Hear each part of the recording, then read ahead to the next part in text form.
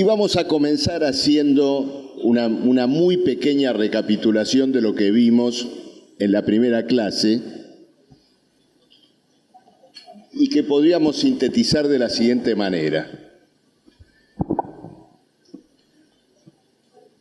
Comenzamos el curso viendo cómo funciona en su apariencia la sociedad mercantil, la sociedad caracterizada por el intercambio generalizado de mercancías. Entonces hablamos de un mercado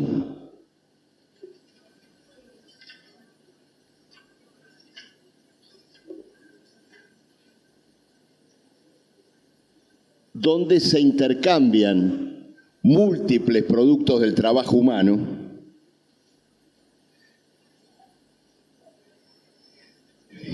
y debatiendo respecto de cuál es la norma que permite este intercambio, llegamos a la conclusión de que todas estas mercancías son productos del trabajo humano. ¿Y este trabajo humano dónde tuvo lugar? Tuvo lugar fuera del mercado,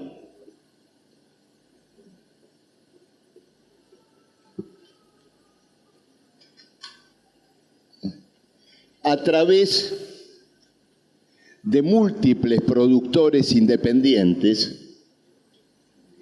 que efectivamente desarrollaron un trabajo útil para la producción de estas mercancías, pero cuya conexión como productores no es directa, sino que se da a través del mercado. Entonces vimos una sociedad cuyos productores solo se relacionan entre sí a través de las mercancías que producen. Es decir, que se relacionan y no se relacionan. Es como si cada uno de ellos estuviera trabajando, produciendo, con un biombo imaginario que lo aparta y lo aísla del resto de los productores sociales, y por lo tanto el carácter social de esta producción está dada a través de los productos del trabajo, es decir, a través de la mercancía. Y esto creaba una ilusión, una mistificación, es decir, una sociedad donde las mercancías parecían cobrar vida propia y desenvolvían un vínculo que ocultaba, ensombrecía el carácter social de los productos del trabajo, es decir, el origen de estos productos del trabajo que se da en un ámbito que no es el del mercado. Bueno, llegado a este punto, el gran desafío de esta clase, de esta segunda clase, es cómo nos vamos de acá y tratamos de ver qué ocurre con la producción social, es decir, qué ocurre con cada uno de estos productores independientes y privados. Para poder abordar ese desafío, ¿tenemos el marcador por ahí, el borrador por ahí? Ah, perdón. En su lugar estaba, bueno.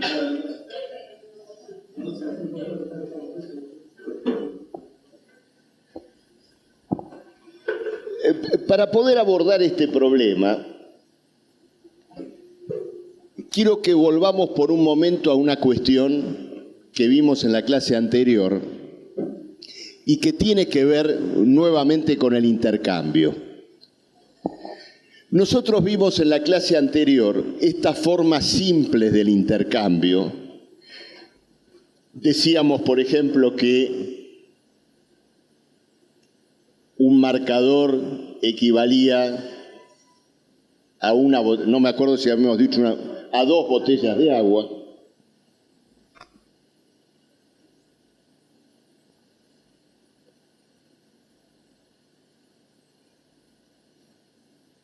A 2 botellas de agua. Dijimos que si eso era así, es porque había una cantidad de trabajo general que en promedio, o sea, un trabajo social medio, socialmente necesario,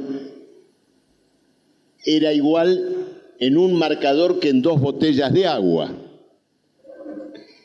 Y esta igualdad podíamos reflejarla, por ejemplo, en 10 horas de trabajo. Luego vimos cómo, a través de la generalización del intercambio, la sociedad terminaba seleccionando una mercancía como equivalente general, que era el dinero.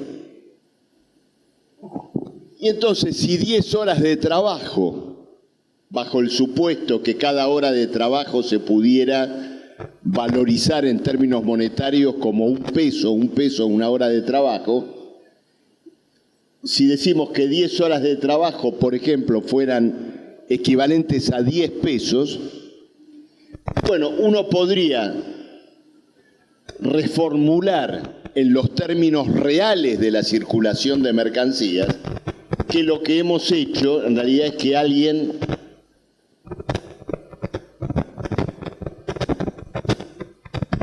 vendió el marcador por 10 pesos y con esos 10 pesos en el mismo mercado compró las 2 botellas de agua. Esto es lo mismo que esto, simplemente que le hemos incorporado el componente del dinero para poder entender cómo se produjo este intercambio, esta equivalencia. Generalizando esta expresión, ¿qué diríamos acá?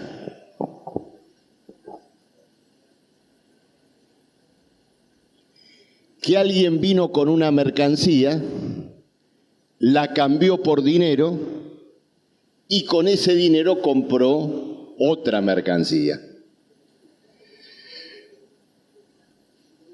Aunque esto parece volver al mismo lugar, no vuelve al mismo lugar, porque al principio yo tenía una mercancía, por algún motivo me quise desprender de ella, la cambié por dinero y con ese dinero fui y compré la mercancía que necesitaba. Es claro que esta expresión que tenemos acá está expresando la forma más simple, más rudimentaria del intercambio. Si uno piensa en el comercio desenvuelto, ¿no es cierto?, con algún desarrollo, y particularmente en la sociedad caracterizada por la circulación generalizada de mercancías, no por un cambio de características accidentales o circunstanciales, bien podríamos decir que esta fórmula en realidad se invierte. En el comercio, para decirlo, ¿no es cierto?, de la manera más brutal posible, es decir, acá en la calle Boedo, ¿no es cierto?, donde hay numerosos comerciantes que siempre se quejan. Los comerciantes de la avenida Boedo siempre se quejan.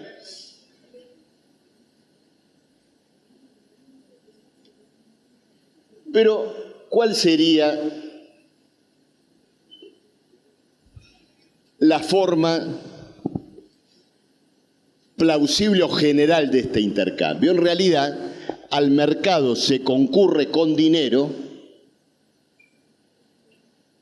se compran mercancías, esas mercancías luego se vuelven a vender y se vuelve a tener dinero. Es decir, el movimiento mercantil es un movimiento en el cual se concurre con dinero, se compran y venden mercancías para después volver a tener dinero. Ahora bien, volviendo a nuestro ejemplo de nuestros amigos de la calle Boedo, si vieran esto formulado así, nos dirían lo siguiente: hasta acá está todo bien, pero vos lo que me estás diciendo es que yo vine con 100 pesos, compré ciertas mercancías, luego las vendí y vuelvo a tener 100 pesos en dinero. Es decir, que la circulación mercantil es un juego altruista, ¿no es cierto? Y de buenas personas, de filántropos que concurren con dinero y se van con el mismo dinero del mercado. Pues ya no, eso no. Fíjense que el otro esquema tiene una lógica, mercancía, dinero, mercancía, que es el siguiente. En el trueque rudimentario simple, yo crío gallinas y necesito zapatos. Entonces llevo las gallinas que me sobran, las cambio por dinero y compro zapatos que necesito. Es decir, voy con A y me vuelvo del mercado con B. Hay una diferencia de carácter cualitativo. Llevo una cosa y me llevo otra. Pero cuando lo que está en las dos puntas de la expresión es lo mismo y es una expresión que solo interesa en términos de magnitud, de cantidad, que es el dinero, lo que importa en la circulación mercantil es que este segundo dinero tenga un plus. Tenga un plus, por ejemplo, 110. Y entonces tengamos un D, que podemos llamarle D', que es la vieja cantidad de dinero más un plus, ¿no es cierto? Un incremento, un plus, un valor adicional, un plusvalor, una plusvalía. Entonces, cuando llega a este punto Marx, se plantea el problema que en definitiva todos los economistas, desde que la economía emergió como ciencia, se habían planteado. Es decir, ¿de dónde surge el mayor valor que en el plano de la circulación mercantil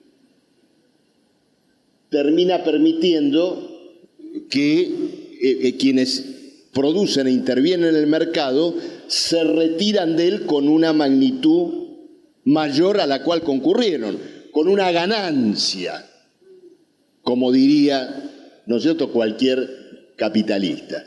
Esto que llamamos plusvalor, pero que en los términos corrientes, ¿no es cierto?, se denomina como ganancia. Entonces, ¿de dónde viene este mayor valor? Descubrir el origen de este mayor valor es descubrir también el origen del capital. Porque por primera vez acá en el curso nos tropezamos con esta palabra, con esta categoría, capital. ¿Qué es capital? Es el dinero que en este intercambio es capaz de producir un mayor valor, un valor adicional, una ganancia, un beneficio.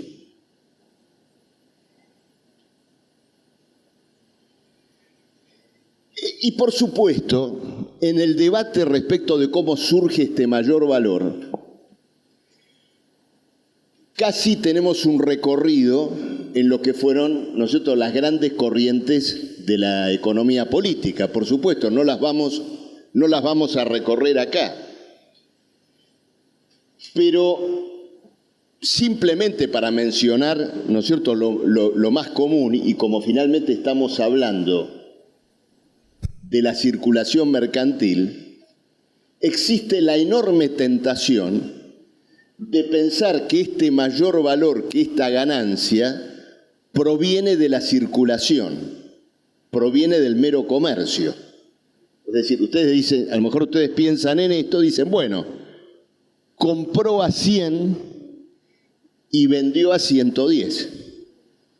Es decir, lo que en el caso anterior todos intercambiaban de acuerdo a cómo valían las cosas. En la clase pasada hicimos una clase rodeado de buena gente. Les costaba 10 horas de trabajo, vendían todo a 10 horas de trabajo, volvían a comprar a 10 horas de trabajo. Acá nos estamos encontrando con gente que ya no es tan buena, porque parece que compró a 100 y vendió a 110. ¿Son así las cosas? Bueno, por supuesto que en la ciencia económica, digamos, los primeros que en la historia se preguntaron sobre el origen del plusvalor dieron esa respuesta. Decían, la riqueza social, la riqueza de este mundo que cada día acumula más oro, más metales preciosos, que atesora, bueno, proviene de comprar por menos y vender por más. Marx, por supuesto que refuta ese planteo y muestra la ilusión de que este plusvalor, de que este mayor valor pueda tener que ver con eso. Y ustedes piensen lo siguiente. Pensemos por un momento que alguien, por ejemplo, produce una camisa a 100 y le recarga arbitrariamente 10 y la vende a 110, o una tela.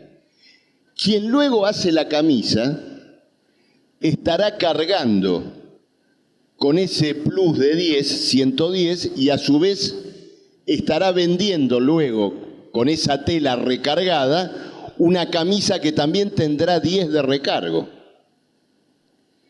La camisa la van a comprar los empleados del que vendía telas a 100 y se mandó la avivada de venderla a 110. Le van a pedir un aumento de sueldo de 10 para poder comprar la camisa, porque si no, no le alcanza para comprarla. Es decir, que que le robó en el primer intercambio 10 pesos al que seguía, más temprano que tarde se lo tiene que devolver.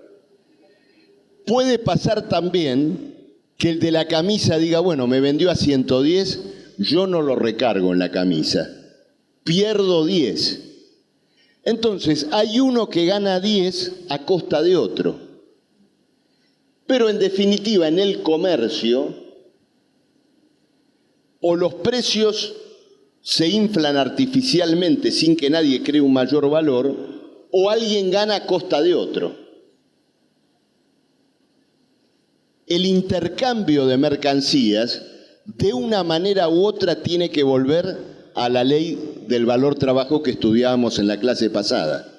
Cuando algo no se vende por su valor, termina produciendo alguna distorsión entre particulares, pero no crea socialmente un mayor valor. La conclusión de esto es que este valor superior no puede surgir de la circulación. No puede surgir de la circulación. El mero comercio no puede crear un mayor valor. Ahora, al mismo tiempo, ¿cómo puede existir un mayor valor en una economía que realiza sus productos, los intercambia y los vende a través del mercado? Es decir, la circulación de mercancías y la compra y venta de los productos del trabajo es inseparable de la generación de este plusvalor. Entonces ahí se plantea Marx el gran dilema o su, entre comillas, cuadratura del círculo, que como vamos a ver enseguida no es tal.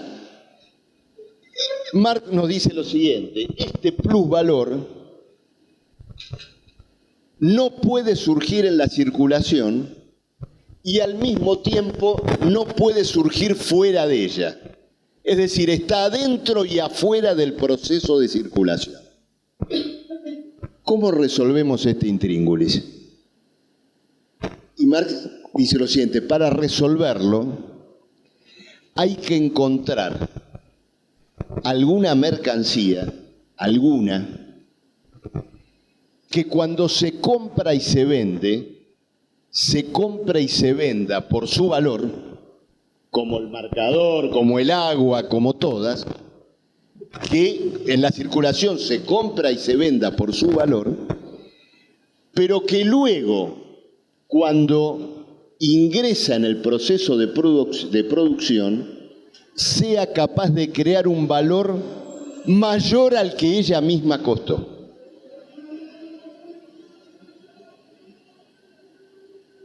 Y la respuesta a esta pregunta va a ser la respuesta al dilema de la plusvalía, que ahora, ¿no es cierto?, enseguida vamos a ver. Es decir, Marx analiza este problema y dice, el mayor valor tiene que ser un resultado de compra y venta de intercambio, pero al mismo tiempo no puede serlo. Tiene que haber algo más, y ese algo más es que cierta mercancía se compra y se vende por su valor, pero que integrada al proceso de producción es capaz de producir un valor mayor al que ella misma costó.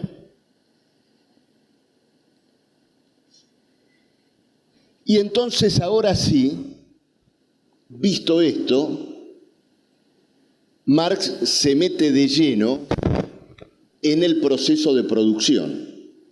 Es decir, nos vamos por un momento del mercado parcialmente y tratamos de ver qué pasa con un comprador y vendedor particular, que es aquel que compra y vende para la producción de mercancías.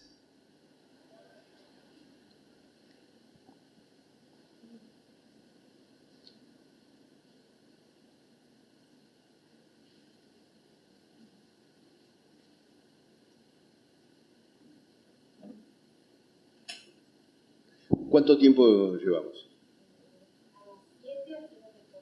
Bueno, no.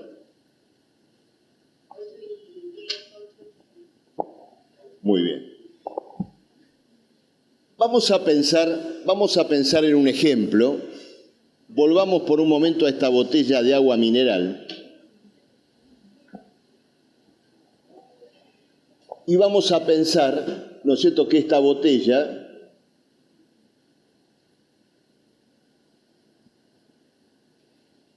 se intercambia en el mercado por el equivalente de 12 horas de trabajo. De 12 horas de trabajo, es decir, una suma de dinero que equivale a 12 horas de trabajo. Un compañero en la clase pasada, que estaba sentado allá por razones de lesión física, ahora está sentado allá, me preguntó, me dijo, bueno, pero el marcador o el agua está compuesto por distintos objetos. Hay un envase, hay distintos elementos, ¿no es cierto?, que forman parte de su producción.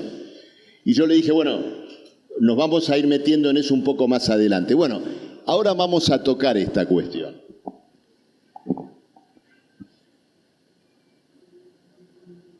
En primer lugar, esta botella de agua necesita para su producción de lo que llamamos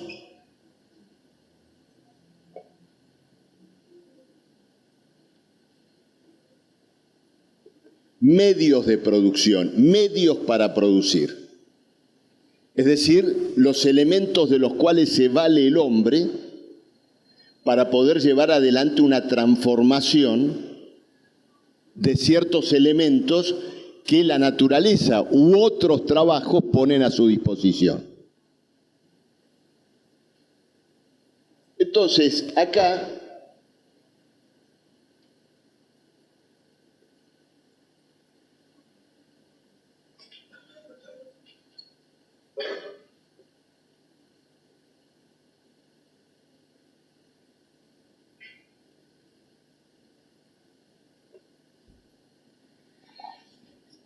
tenemos, ¿no es cierto?, los dos componentes esenciales de los medios de producción.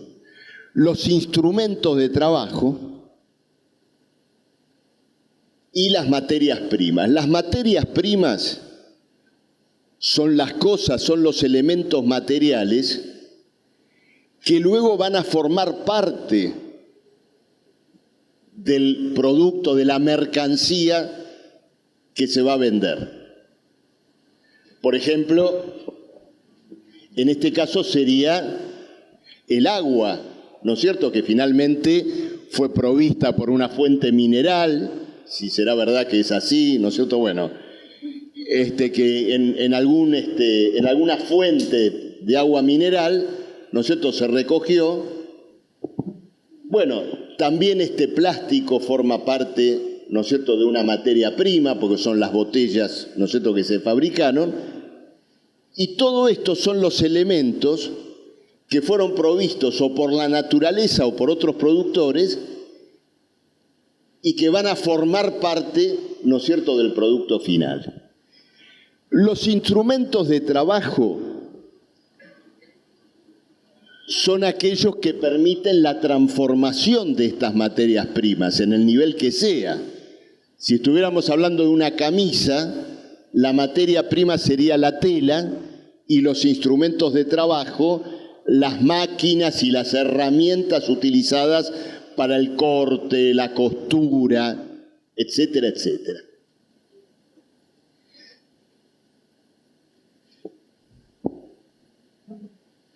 Todos estos elementos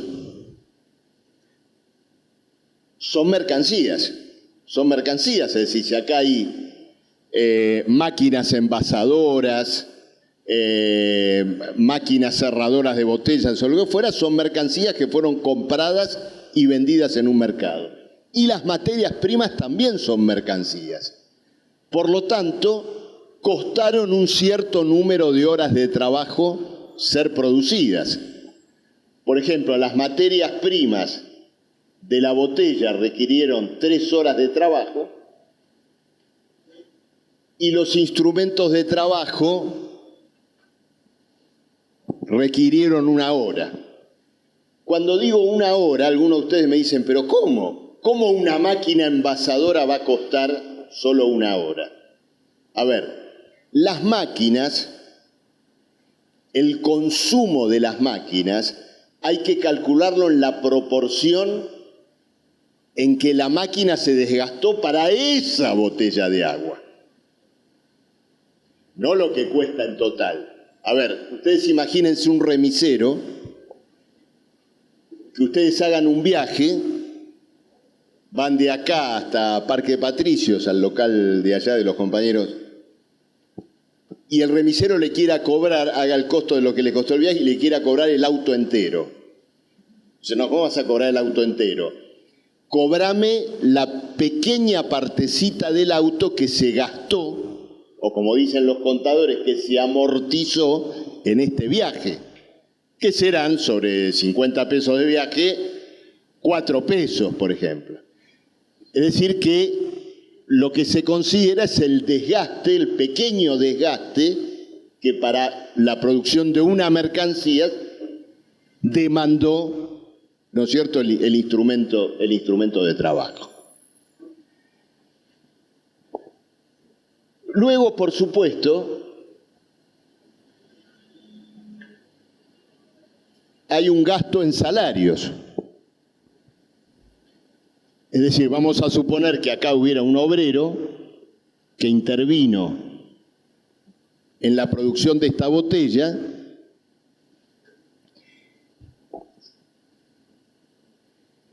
y cuyo pago demandó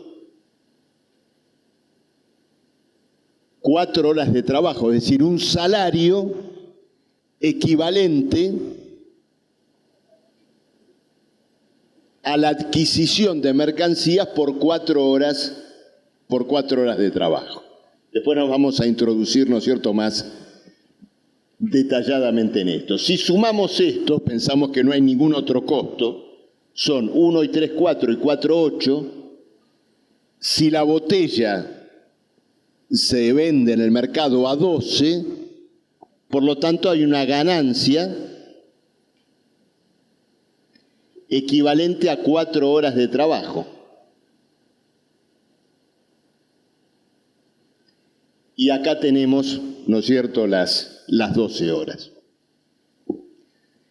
Expresadas las cosas de este modo, volvemos a la pregunta que nos habíamos hecho antes.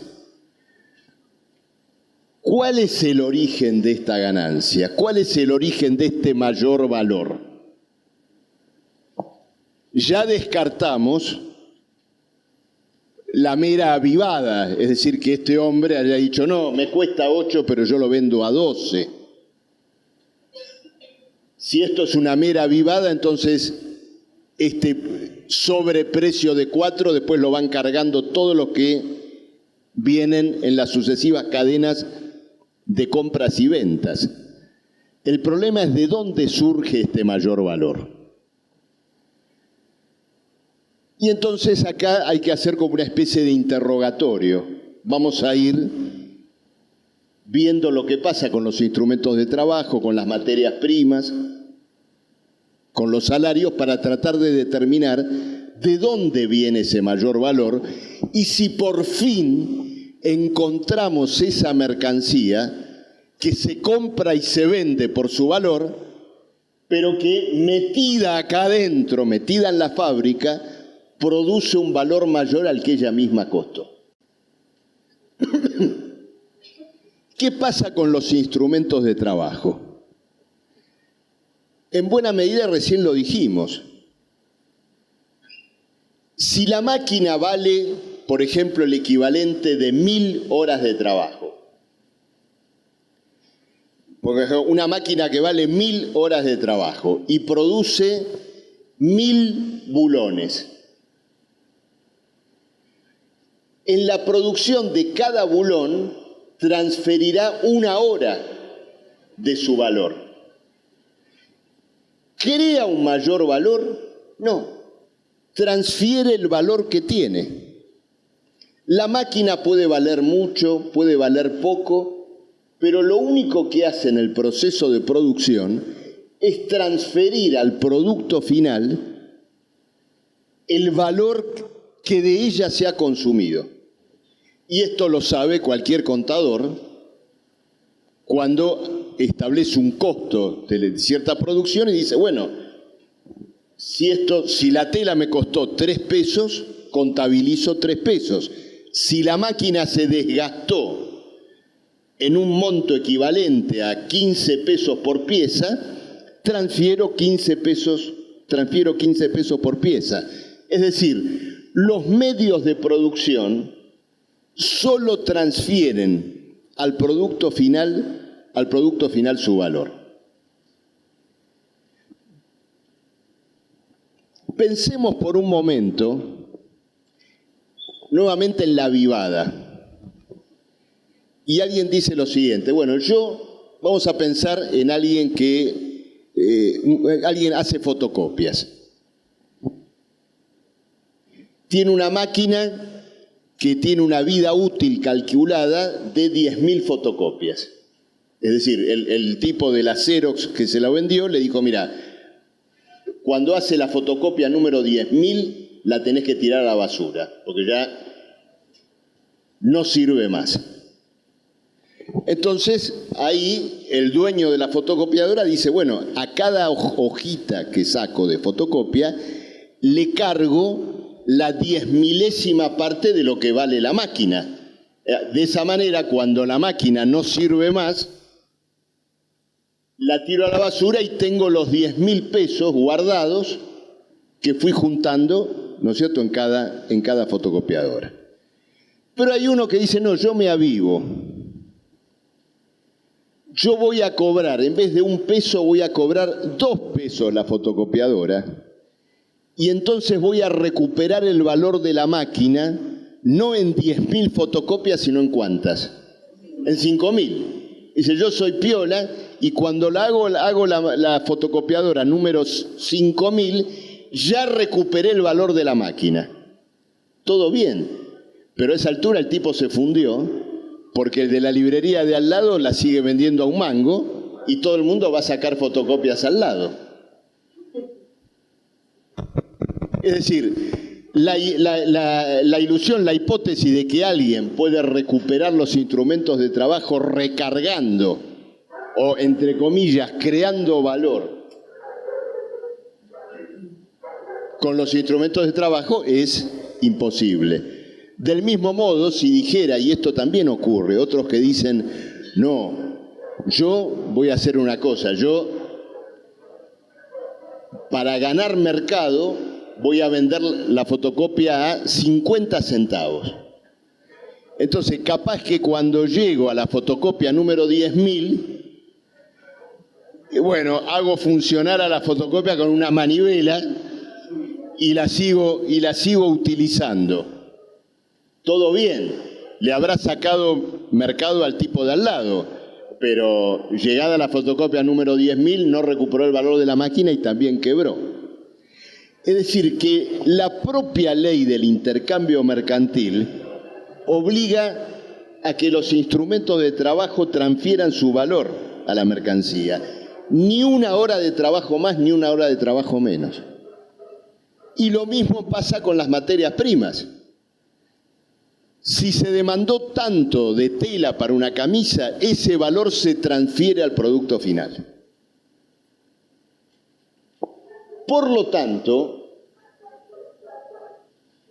los medios de producción transfieren su valor al producto final, pero no crean un mayor valor.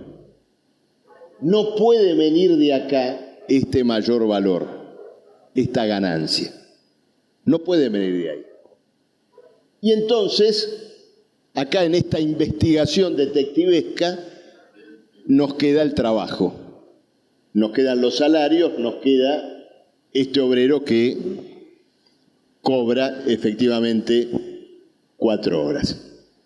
Dicho esto, quiero traer a colación un recuerdo de mi infancia, cuando iba al cine y veía esas películas que duraban 3 horas y media, películas de romanos, o una que vimos hace poco que no era de romanos, muy buena, Amor sin barreras, esas películas impresionantes de los años 60, pasada 1 hora y media de película, se hacía un intervalo. Ese intervalo me imagino que era para que la gente no se canse y también por razones comerciales, para que salieran del cine y compraran chocolate, Coca-Cola y todo más. Bueno, este intervalo que vamos a hacer ahora tiene el mismo objetivo, para que descansen un poco el valero y sobre todo tiene un fin comercial, mercantil, que es que compren cosas acá en el buffet del local de Boedo, y en 10 minutos continuamos. Bueno, en esta segunda parte de la clase de hoy, nos vamos a meter de lleno entonces en la cuestión del trabajo. ¿Qué es el trabajo y qué es la fuerza de trabajo? Y esto nos va a permitir entender o dar la respuesta al origen del plusvalor, el origen de la ganancia. Sí.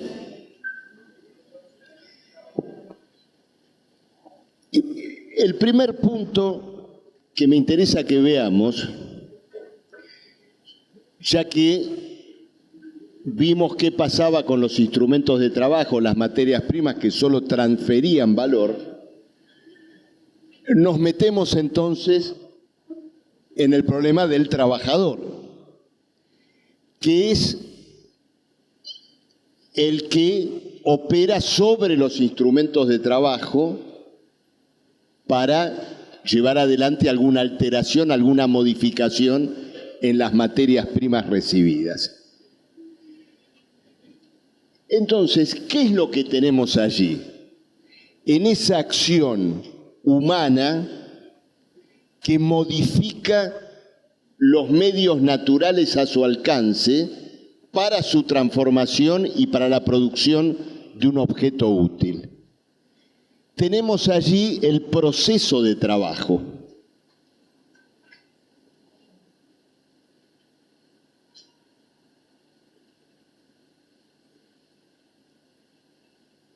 Es decir, la acción del trabajo humano para modificar los elementos del medio natural que se desenvuelven, que se dan alrededor de la sociedad humana. Cuando hablamos de procesos de trabajo, tal vez por primera y única vez nos vamos a referir a una cuestión que en realidad es común y transita todas las formas de organización social en la historia de la humanidad. Es decir, el hombre,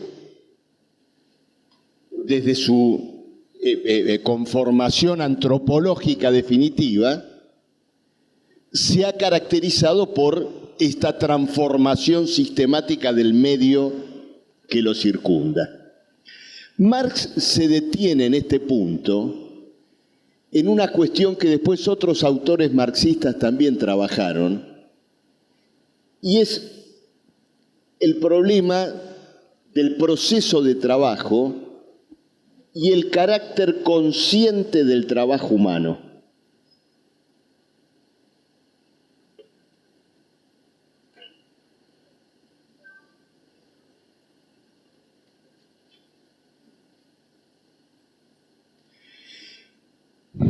¿Qué quiere decir esto? En una mirada superficial, alguien podría decir que todo ser vivo altera a su modo el medio natural. Y esto no deja de ser verdad. Pero el hombre es el único ser vivo que lleva adelante esa transformación con un carácter consciente. ¿Qué quiere decir esto?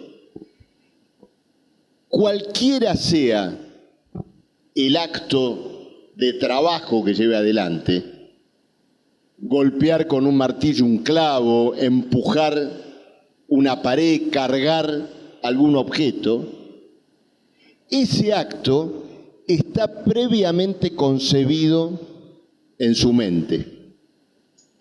Es decir, el trabajo humano tiene la fuerza del concepto, de la abstracción. Cualquier cosa que hagamos se prefigura previamente en nuestra mente. Y esto es lo que separa diametralmente la transformación de la naturaleza por parte del trabajo humano que de otras formas de modificación que, a la luz de esto, aunque las podamos llamar trabajo, están claramente separadas de esto. Fíjense que en esto no importa la mayor o menor perfección o sutileza de la modificación de la naturaleza. Por ejemplo, los que han estudiado la vida de las abejas nunca dejan de maravillarse por la perfección, ¿no es cierto?, que implica la construcción de los panales. Ninguno de nosotros, ni todos nosotros juntos, puestos a hacer panales, podríamos prima facie, ¿no es cierto?, hacer nada parecido. Sin embargo, ese trabajo, entre comillas, de las abejas es una determinación puramente instintiva. Es el resultado del instinto. En el ser humano, por elemental o más compleja que sea la tarea a llevar adelante, es el resultado de una determinación conceptual. Y el hecho que exista esa determinación conceptual habla también de la maleabilidad y de la versatilidad del trabajo humano. Porque quien puede construir un trabajo en su cabeza, quiere decir que también puede construir diversos trabajos. Y hasta nosotros seríamos capaces de hacer un panal si fuéramos adecuadamente adiestrados.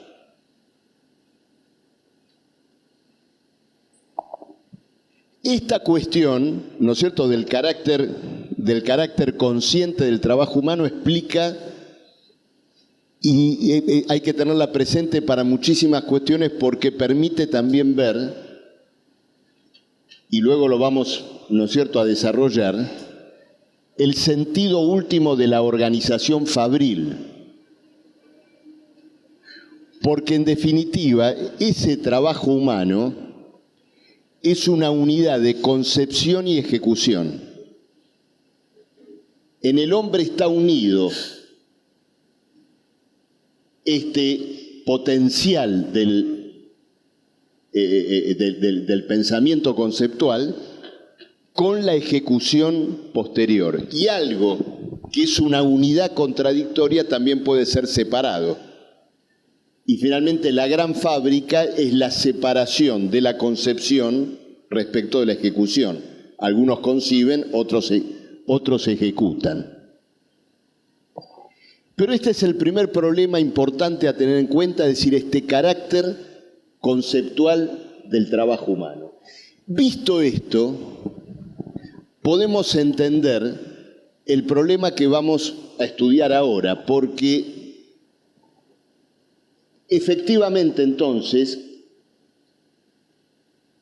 si los instrumentos de trabajo eran mercancías y las materias primas eran mercancías,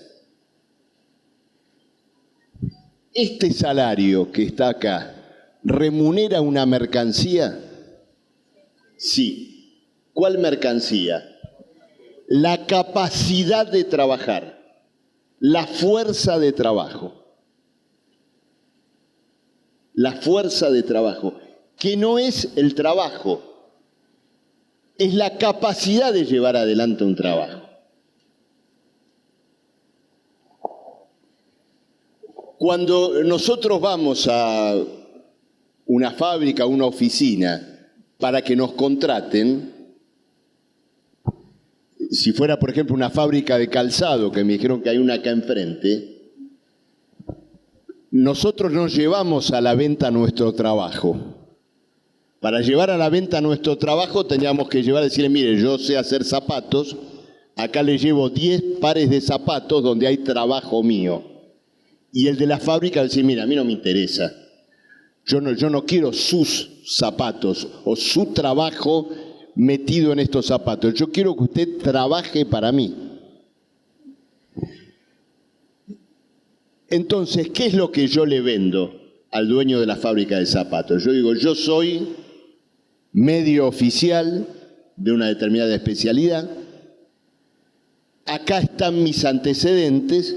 Y por lo tanto le estoy demostrando de alguna manera mi capacidad de trabajar, mi fuerza de trabajo, mi potencialidad para llevar adelante una determinada tarea. Y como el trabajo humano es una determinación consciente, quien me contrata puede decir, por ejemplo, lo que usted sabe no es exactamente lo que yo necesito, pero lo que le falta se lo voy a enseñar acá adentro. Usted lo va a aprender acá adentro. Y lo va a aprender porque es un ser consciente. A quien yo le puedo explicar algo, usted lo puede abstraer en su mente y luego lo puede llevar adelante. La mercancía que se compra y se vende a través del pago de un salario, es esta mercancía particular que es la fuerza de trabajo.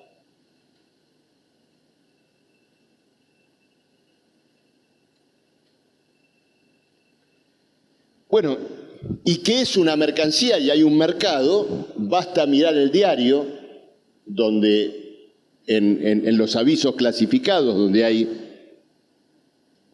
ofertas, ¿no es cierto?, de empleo, se especifica qué fuerza de trabajo cierto capitalista quiere comprar. Oficial cortador, tornero, etcétera, etcétera, etcétera.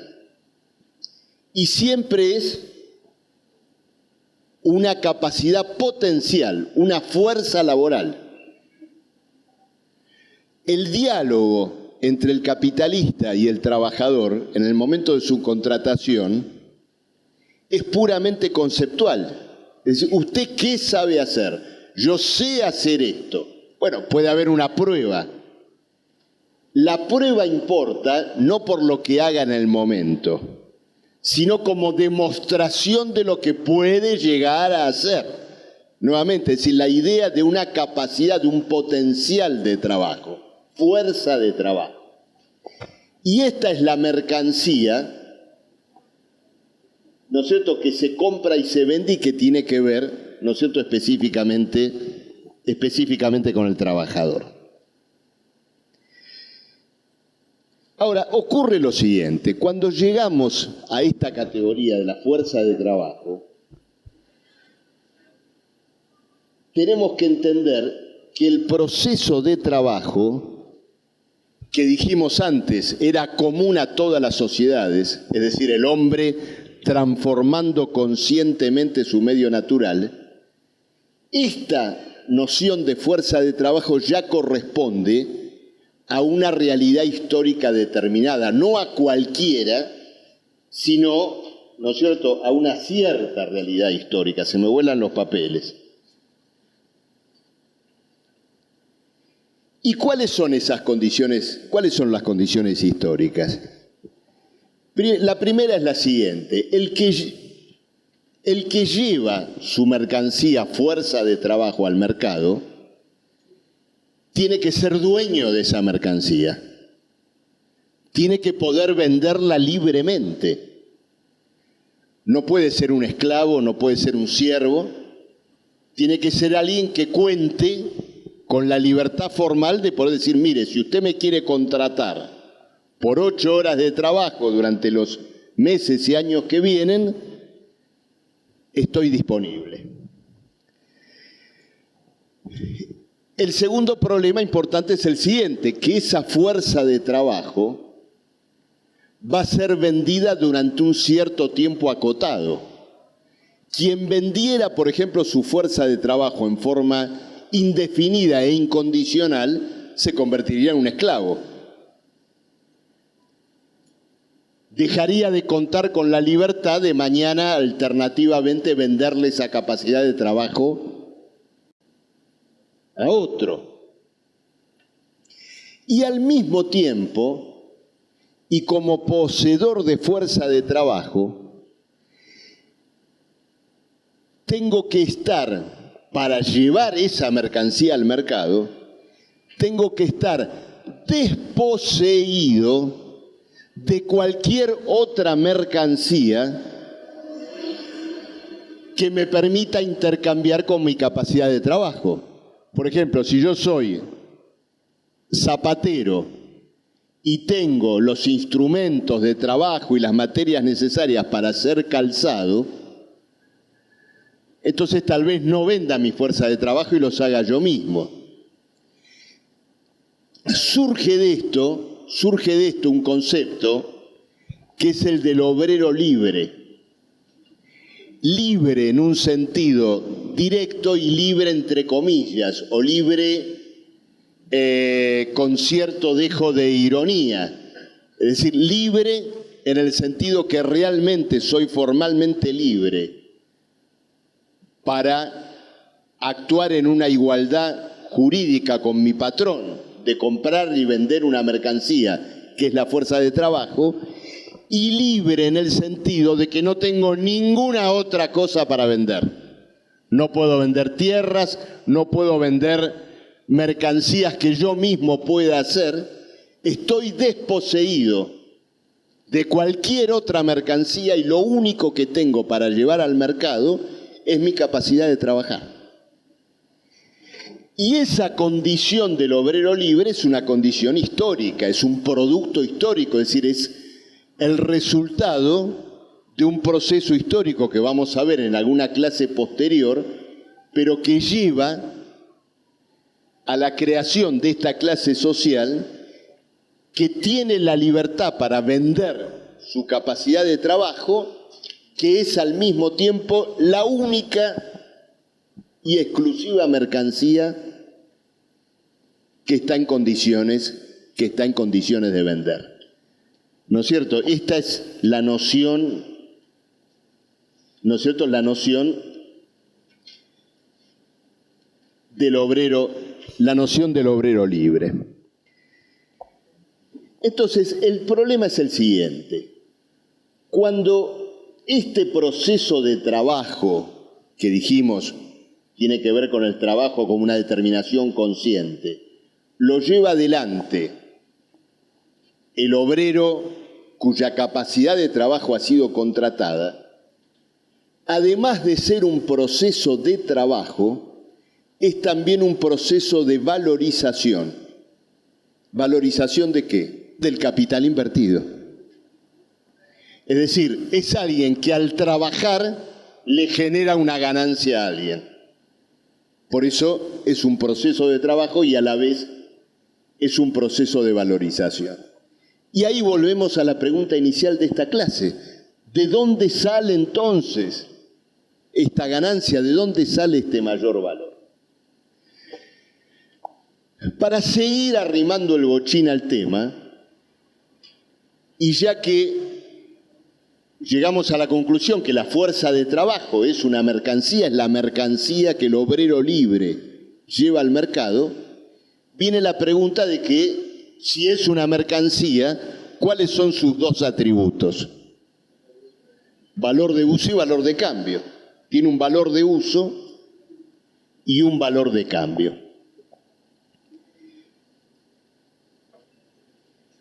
Bueno, comencemos por el valor de cambio. ¿Cuál es el valor de cambio de toda mercancía? ¿Cómo está determinado el valor de cambio de toda mercancía? ¿Cómo? ¿Pero de dónde surgen esos pesos? ¿Qué traducen esos pesos? Es decir, cuando dijimos este marcador, las horas de trabajo necesarias para producir esta mercancía. ¿Cuáles son las horas necesarias para la producción de la mercancía fuerza de trabajo? Si yo me pienso a mí mismo como mercancía y mi capacidad de trabajar, es decir, vendo mi fuerza de trabajo y le digo, miren, yo puedo trabajar durante un mes, durante 8 horas diarias. Entonces dice, bueno, ¿y cuál es el tiempo de trabajo necesario para su producción? Mi alimentación, mi vestimenta, mi transporte, mi vivienda, es decir, el conjunto de los medios necesarios para la producción de esa mercancía fuerza de trabajo. Entonces, la jornada laboral me tendrá que pagar lo necesario para que yo pueda comer, vestirme, alimentarme durante ese día, me tendrá que pagar la parte proporcional de un alquiler, por ejemplo, y al día siguiente volveré a trabajar y me tendrá que volver a pagar y necesitaré los medios de vida necesarios para poder volver a trabajar. Para la producción de esa mercancía fuerza de trabajo. Por ejemplo, uno podría decir que en estas 4 horas que vale la mercancía de trabajo hay 1 hora de alimentación, es decir, hay alimentos que costaron para producirlos, se empleó 1 hora de trabajo humano general necesario y 1 hora para alquiler, 1 hora para transporte. Ahora bien, la fuerza de trabajo es una mercancía perecedera. A los 65 años nos llega la carta del ANSES, ¿no es cierto? Y entonces el capitalista pregunta, ¿qué dejaste, querido, para que esta fábrica siga produciendo? Y yo digo, acá está mi hijo, te lo dejo para que lo puedas seguir explotando, y este hijo, durante 18 años, costó también darle de comer, alimentarlo, pagarle los viajes, todo lo que me pidió durante 18 años. Entonces, en estas 4 horas está no solo la producción de la fuerza de trabajo, sino su reproducción.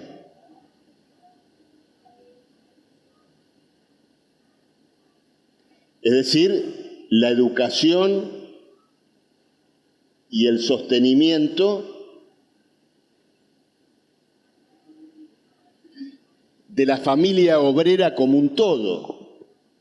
Y esto, insisto, tiene que ver no con el hecho banal de que dice, mira, tengo toda una familia. No, la familia se sostiene porque hace a la reproducción de la clase obrera como clase social en el tiempo.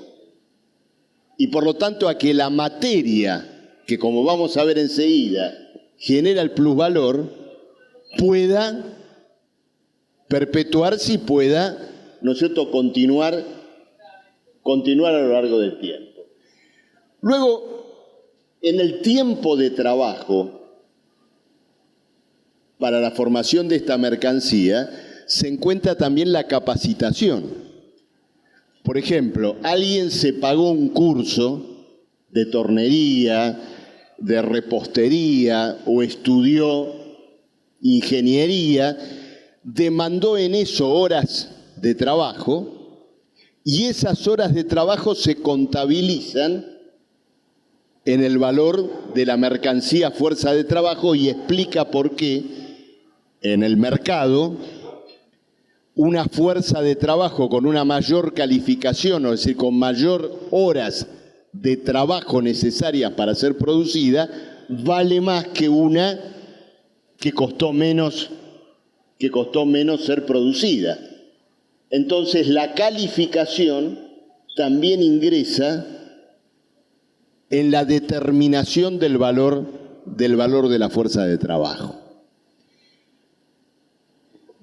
Marx en el Capital, casi de pasada, pero es un tema muy importante, hace un señalamiento sobre el problema del valor de la fuerza de trabajo.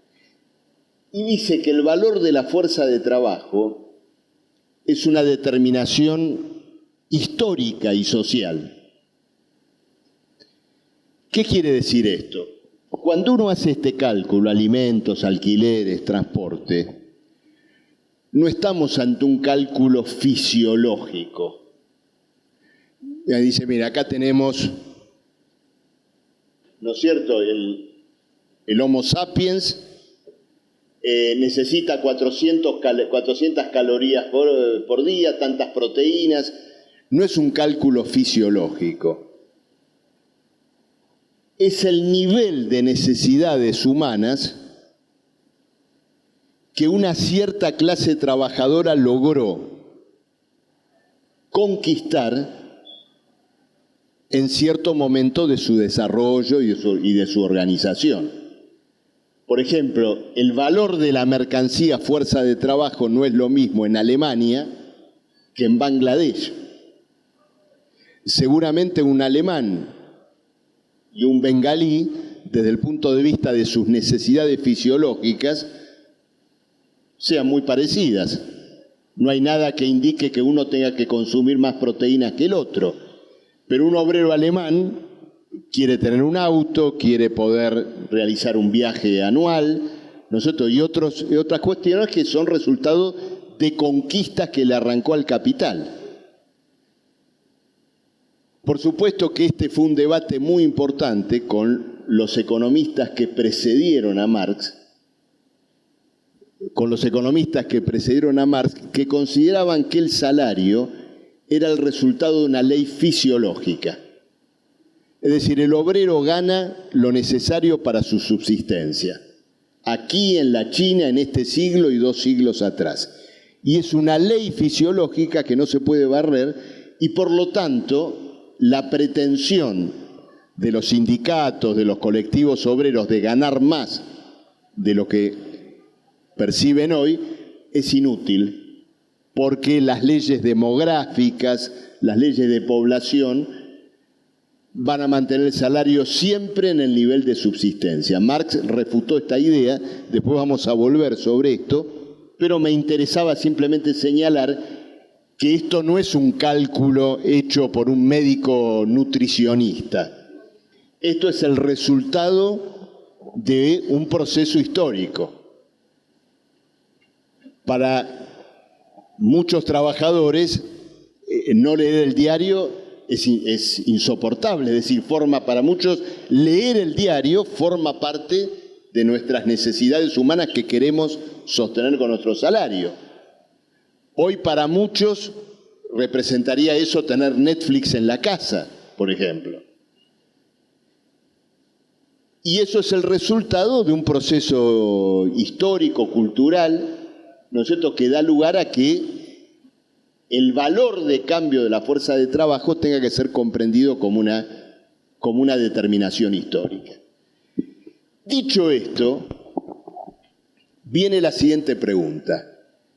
¿Cuál es el valor de uso de la fuerza de trabajo? ¿Cuál es su peculiaridad como mercancía?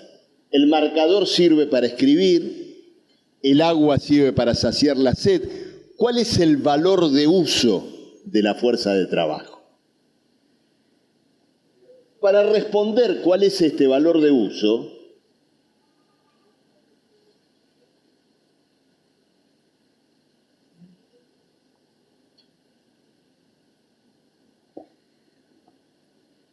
pensemos en esta situación.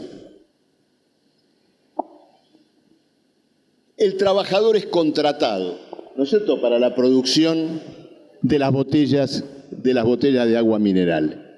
Y acuerda un contrato laboral con su patrón que podrá consistir, por ejemplo, en el pago de un salario mensual por 8 horas de trabajo diarias de lunes a viernes. ¿No es cierto? Vamos a suponer que trabaja por la jornada legal normal. Entonces se extiende la jornada laboral y vamos a hacer otra suposición, que este trabajador vino acá, hizo el curso del capital, calculó en términos de las horas de trabajo necesarias para pagar su alimento, su vivienda, cuánto le representaba todo eso de su jornada horaria. Y llegó efectivamente a la conclusión que con 4 horas se cubría el valor de cambio de su fuerza de trabajo. Entonces entró a trabajar a las 6 de la mañana y munido de este cálculo, a las 10 de la mañana se le presenta al patrón y le dice, mire, hice el curso del capital, estudié que en la primer clase las mercancías se intercambian por equivalentes. Mi mercancía, que es la fuerza laboral, se repone en 4 horas y por lo tanto, cubiertas esas 4 horas, porque entré a las 6 y ahora son las 10, le comunico que me tengo que retirar para que entre usted y yo se preserve una relación de equivalentes, ¿no es cierto?, que los principios de la igualdad y de la libertad proclamados en la Revolución Francesa rijan entre usted y yo. Bueno, ¿qué le contestaría el capitalista? Diría, mi querido amigo, no completó el curso. Usted está confundido, usted tiene una confusión. Es completamente cierto que el valor de su fuerza de trabajo equivalen a las 4 horas de su jornada. Pero yo compré su fuerza de trabajo, su mercancía, por una jornada de 8 horas. Al decirle esto, está claro que no lo está estafando ni le está pagando por su mercancía debajo de su valor. Dice, yo le voy a pagar en estas 4 horas los medios necesarios para su vida.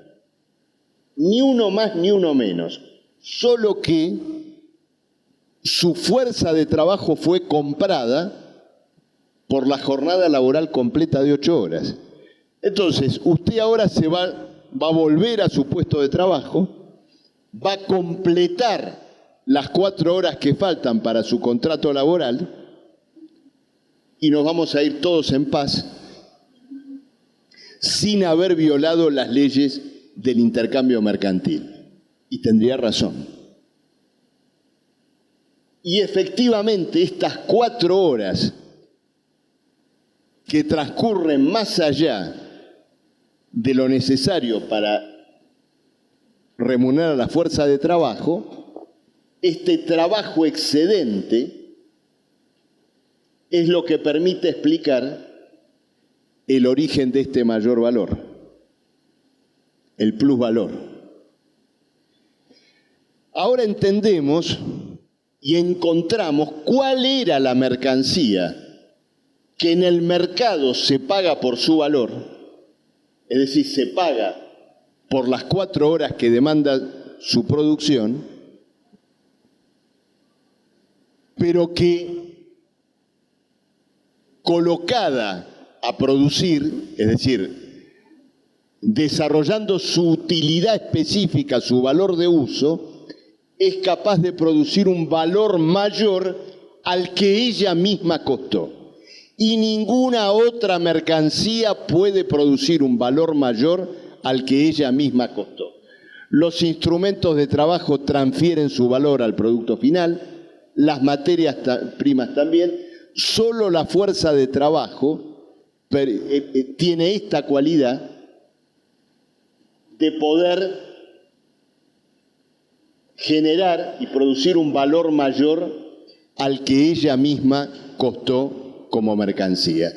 Y ustedes observen que no hay en esto un gramo de estafa, de engaño entre el capitalista y el trabajador.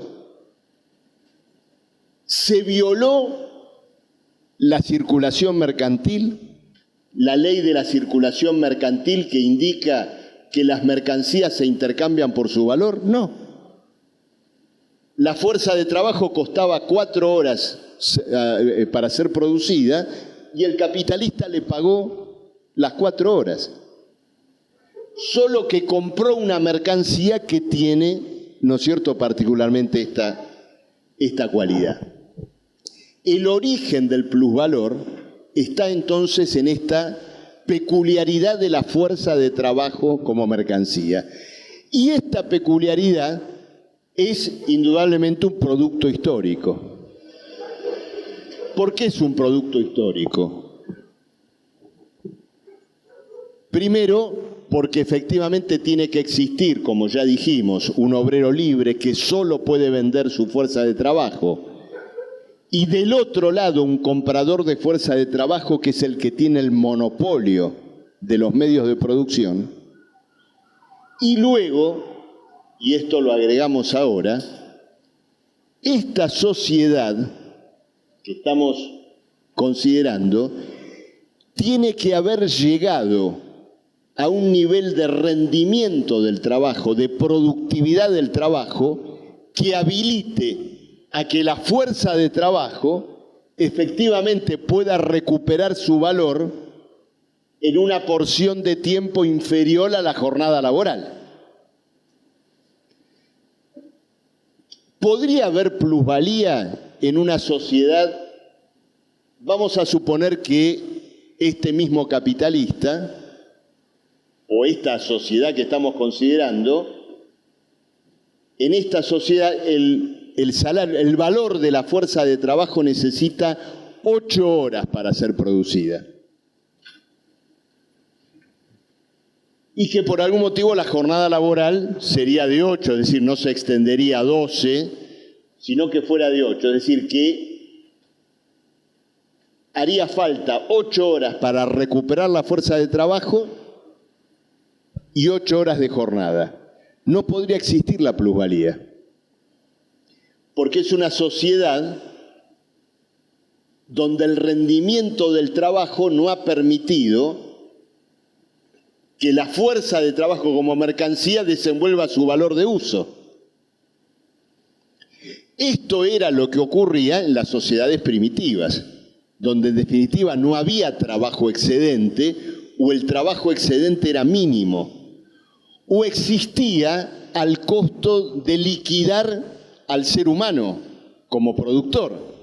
Por ejemplo, bajo el esclavismo, ¿existía un excedente económico, un trabajo excedente? Sí, existía, es decir, indudablemente la riqueza de los grandes imperios se forjó sobre ese trabajo excedente, pero al costo de liquidar al esclavo a los 30 años. Por eso las sociedades esclavistas tenían que nutrirse todo el tiempo de nuevos prisioneros. Bueno, son sociedades que se caracterizaron por no haber podido generar una riqueza social importante. La plusvalía tiene una condición social, que es esta, la del obrero libre, la del capitalista que monopoliza los medios de producción, y una condición, si se quiere, técnica, relacionada con el rendimiento del trabajo. En nuestro ejemplo, donde la jornada laboral es de 8 horas y la fuerza de trabajo se recupera en 4, bueno, tal vez si pensáramos en la sociedad actual, probablemente el valor de cambio en las empresas de mayor desarrollo tecnológico, el valor de la fuerza de trabajo se recupere en media hora de producción y el trabajo excedente, es decir, el trabajo que va a explicar la plusvalía o la ganancia, sea de 7 horas y media. Pero en definitiva, ¿no es cierto?, aquí tenemos el origen del plusvalor y efectivamente entonces entendemos por qué decíamos que el plusvalor se genera adentro de la circulación y fuera de la circulación en la producción, como las dos cosas eran ciertas. En la circulación, porque la fuerza de trabajo se compra y se vende como mercancía, como cualquier otra en el mercado, pero fuera de la circulación porque en el marco del proceso de trabajo es la única mercancía capaz de generar un valor mayor al que ella misma costó. Bueno, con esto paramos hoy acá, pero sí abrimos lugar para preguntas.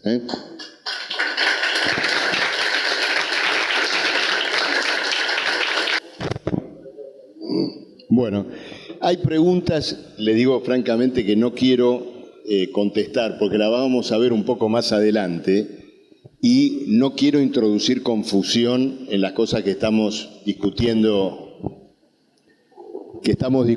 hoy. Simplemente te anticipo en relación a esta última pregunta, la renta financiera, a efecto de lo que estamos discutiendo, es algo muy parecido a lo que vimos al comienzo de la clase, la remarcación comercial. Pensemos en la renta financiera en los términos más simples que podemos pensar. Cuando vamos a comprar una camisa con tarjeta de crédito, no la podemos comprar al contado, y el tipo dice, bueno, mira, en 2 cuotas con 20% de recargo. Ahí tenés la renta financiera. Y entonces la pagás con el 20% de recargo. Ese recargo o te priva de comprar otras mercancías o te obliga a que cuando tengas que discutir tu salario, como el salario tiene que recuperar el valor de tu fuerza de trabajo, le cargues el costo de la renta financiera al patrón. Si el patrón fuera un banco, estaría percibiendo los beneficios de la renta financiera por un lado y al mismo tiempo pagándolo por otro. Después ya vamos a ver que el interés es una detracción, es un cacho arrancado a la plusvalía. Pero la riqueza social surge de acá. el interés se queda con una parte del plusvalor. Después eso igual lo vamos a volver a ver. Respecto de tu pregunta, Natalia, bueno, sirve para volver, ¿no es cierto?, sobre el problema. El valor de uso de la fuerza de trabajo es su especificidad, su peculiaridad, que tiene que ver con esto, con la capacidad de producir un valor mayor al que ella misma costó. Y esa cualidad no la tiene ninguna otra mercancía. Una máquina, efectivamente, puede reemplazar el trabajo, ¿no es cierto?, de muchos obreros. Nos estamos metiendo un poco en el tema de la clase que viene. Ese reemplazo tiene un efecto contradictorio sobre la plusvalía. ¿Por qué? Porque hace que cada obrero sea más productivo. O sea, hay un obrero que en vez de hacer una pieza, hace 10 gracias a la máquina. El obrero se vuelve más productivo, pero el valor de la máquina como tal, se transfiere al producto final. No es la máquina la que crea un mayor valor. La máquina hace más productivo al obrero que crea valor. No sé si ves no es lo mismo una cosa que la otra. La máquina como tal transferirá su valor y el capitalista va a tener ahí un efecto contradictorio. Por un lado va a tener obreros más productivos y por otro lado tendrá que transferir al producto final el costo de una máquina de mayor valor, seguramente. Una máquina más costosa. Se supone que si trajo la máquina es porque calcula que los beneficios, digamos, que el plusvalor adicional que lleva al hecho de que cada obrero sea más productivo, gravita más intensamente que el mayor costo de la máquina. Aunque todo esto genera un conjunto de contradicciones que después nosotros las vamos a ver. Lo importante es tener en claro que no es la máquina la que crea valor, sino que la máquina vuelve más productivo al obrero que crea valor, que es, ¿no es cierto?, una cuestión diferente. Entonces, con esto, nosotros responde a una pregunta y a otra. En relación al tema de qué pasa si la botella, si la botella se empieza a vender a 10, eso es el resultado de que muy probablemente, a ver, puede haber varios motivos. Puede haber un motivo coyuntural. Todos tienen claro que no todas las mercancías se venden a su valor todo el tiempo. Porque hay un fenómeno circunstancial, coyuntural. Cuando uno dice 12 horas de trabajo o el equivalente en pesos, siempre se está refiriendo a un promedio, a una relación media que, como ocurre siempre en la sociedad capitalista, se va imponiendo por aproximaciones y abruptamente. Cuando vas al mercado, cuando vas a la feria a las 9 de la mañana, la verdura no vale lo mismo que a las 12 del mediodía. Y la ropa no vale lo mismo, la ropa de invierno no vale lo mismo al comienzo de la temporada de invierno que al final. Porque hay liquidaciones y hay fenómenos comerciales coyunturales. Y uno dice, bueno, un pantalón, un vaquero vale 900 pesos en una media, que representa una media de tiempo de trabajo con independencia de esas variaciones coyunturales. Ahora, ese es un motivo que uno lo puede tomar, pero descartémoslo por ahora. El otro motivo es que efectivamente hay alguien, o hay un conjunto de productores de botellas, que lograron reducir los costos de las botellas. Entonces, este capitalista tiene que resolver ese problema. Ninguna de las variantes que vos planteaste le darían una salida. Si él reduce el salario, estaría pagando el salario por debajo del valor de la fuerza de trabajo. Esto ocurre, es decir, en determinadas circunstancias los capitalistas pagan la fuerza de trabajo por debajo de su valor. Pero esto no es un fenómeno duradero.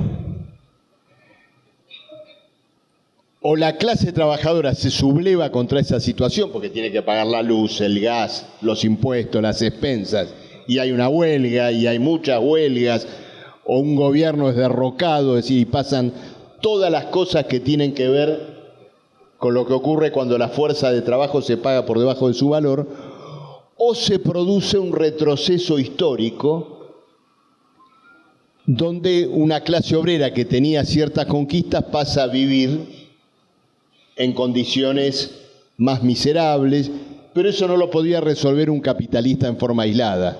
No podía lograr eso. Si reduce su ganancia, también entra en crisis. También entra en crisis por otro motivo, porque la ganancia, después lo vamos a ver más adelante, tiene que ser utilizada para ampliar la escala de su producción. Mañana quiere tener no una máquina, sino 2 máquinas embotelladoras. No 500 obreros, sino 1000 obreros. Y una parte de la ganancia va a esa ampliación. No lo puede hacer. La única salida que forma parte de la lógica de la competencia capitalista es que él probablemente entienda que el que logró llevar esto a 10 horas tiene máquinas más poderosas y por lo tanto busque cómo introducirlas para poder reducir él también el tiempo de trabajo social medio, ¿no es cierto?, que está utilizando. Lo que puede ocurrir en relación a la fuerza de trabajo es que el otro capitalista, el de 10 horas, tenga métodos de trabajo más intensos. Por ejemplo, no respete los convenios colectivos, este tipo de cuestiones. Entonces, en ese caso, este otro capitalista va a buscar la manera de competir por esa vía. Todo eso, sin embargo, tiene límites muy claros, como vamos a ver en la clase que viene, porque la fuerza laboral no puede ser explotada en términos absolutos en forma indefinida. Es decir, alguien puede trabajar en vez de 8 horas, 10, en vez de 10, 12, pero no puede trabajar 23 horas. Y por lo tanto esa explotación absoluta tiene un límite. No sé qué otra pregunta había. El problema de los artistas. Luis, mira, es un tema que me gustaría contestar más adelante. Pero parte de la respuesta la vas a poder encontrar, es decir, de todas maneras te diría que tomes los elementos que vimos acá, porque te van a ayudar a ver el tema. Es decir, ¿vendés tu fuerza de trabajo estrictamente? ¿O hay algo de la condición del artista que le permite vender algo que no es estrictamente su fuerza de trabajo? Hay algunos que sí y otros que no. Por ejemplo, el que toca en una orquesta y recibe un sueldo por trabajar en una orquesta, vende su fuerza laboral en el mismo sentido que lo hace un obrero en una fábrica. Ahora, hay otro que tiene un instrumento, toca por su cuenta, y por lo tanto no está vendiendo estrictamente su fuerza de trabajo. Y puede ser que haga las dos cosas, ¿no es cierto? De todas maneras, la tendencia de la sociedad es a transformar a todos en un obrero libre. Es decir, en un estricto vendedor de fuerza de trabajo. Bueno, los temas de esta clase. Bueno, ¿qué temas vimos hoy?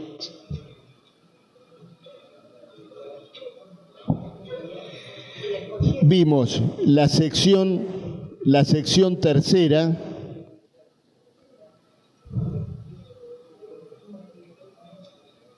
Perdón.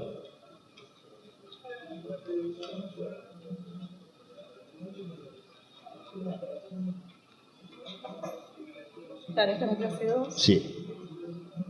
No, vimos. Perdón, primero. La sección segunda, que se llama la transformación del dinero en capital. De la sección segunda, el capítulo 4, cómo se convierte el dinero en capital.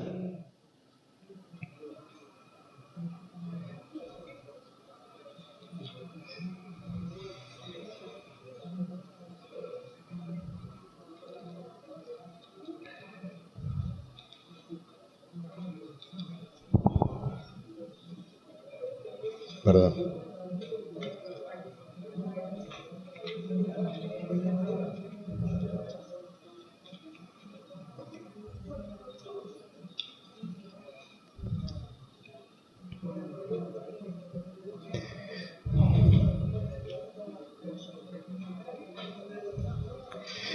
Y la sección tercera, proceso de trabajo y proceso de valorización, el capítulo quinto. Es decir, el capítulo cuarto y el capítulo quinto. El capítulo cuarto es de la sección segunda y el capítulo quinto es de la sección tercera. Bueno, nos vemos entonces el viernes a las 7.